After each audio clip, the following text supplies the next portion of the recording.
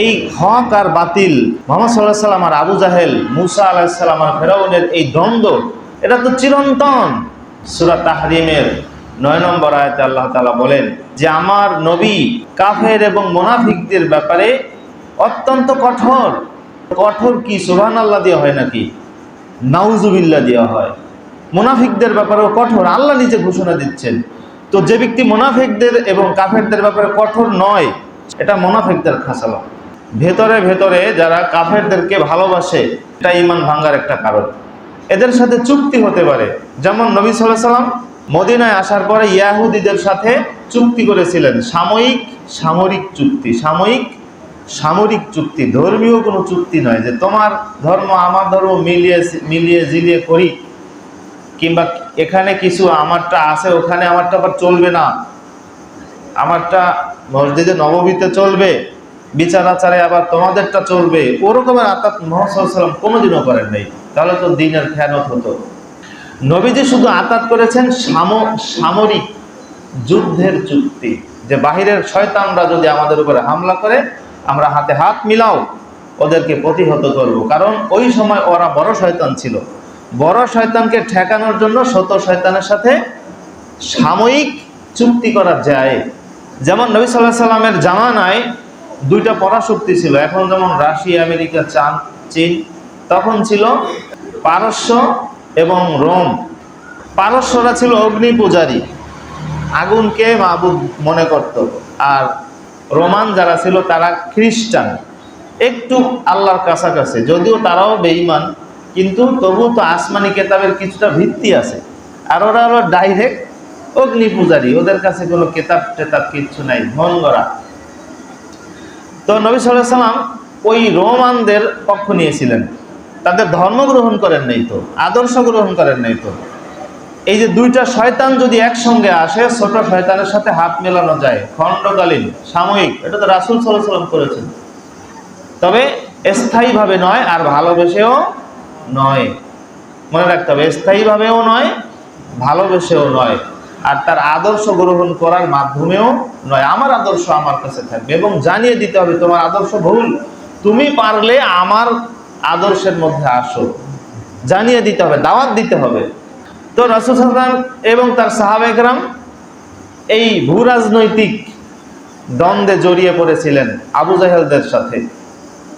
ভূরাজনীতি, global politics, এই politics, global politics, এটা সেই সময় নবী সাল্লাল্লাহু আলাইহি ওয়াসাল্লাম, সাহাবায়ে কেরাম এবং আবু জাহেলদের মধ্যেও তর্ক বিতর্ক ছিল। তখন ওই আবু জাহেলরা আবার পক্ষ নিয়েছিল কাদের? ওদের সাথে যেহেতু কিছুটা মিল আছে, এরাও মূর্তি পূজারী, ওরাও অগ্নি পূজারী, সরে সরে মাসতুতো ভাই, কিছুটা মিল আছে, ওরা পারস্যদের পক্ষ নিয়েছিল। তখন অবস্থা দৃশ্য এমন ছিল যে পারস্যের চাইতে রোমানরা খুব দুর্বল ছিল। তো হঠাৎ আল্লাহ কোরআন নাজিল করলেন, সূরা রোম 30 নম্বর সূরা। আল্লাহ বললেন অচিরেই এই রোমকে আমি বিজয়ী বানাবো, রোমানদেরকে বিজয়ী বানাবো পারস্যদের বিপক্ষে।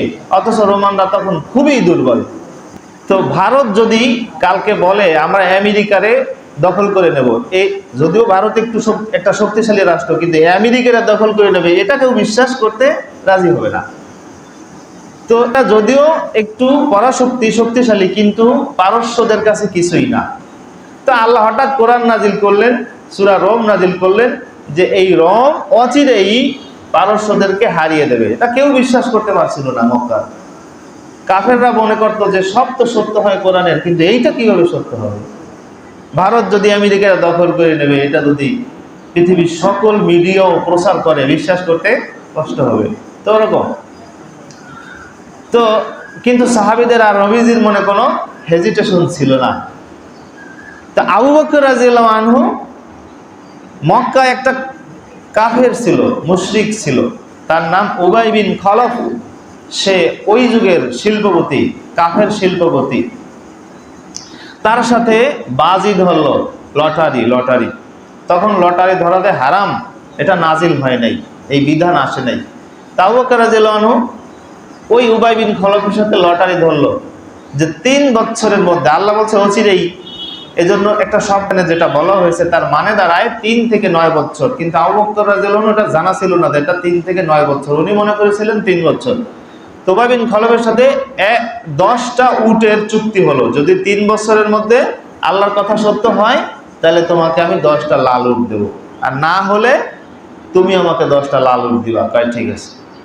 পরে রাসূল সাল্লাল্লাহু আলাইহি ওয়াসাল্লামের কাছে জিজ্ঞেস করছে, ইয়া রাসূলুল্লাহ, আমি তো কাজ একটা ঘটাইছি, উবাই বিন খালফের সাথে আমি তো লটারি করে আসছি, বাজি ধরে আসছি, এই বাজি। তখন রাসূল বললেন যে না, তুমি 3 থেকে 9 করো, 3 কাইটা 9 করো, ওর সাথে আবার চুক্তি নতুন নবায়ন করো, 3 থেকে 9 করো, 9 বছরের মধ্যে করো, আর উট 10 কাইটা 100 করো। তখন নতুন করে চুক্তি করলো।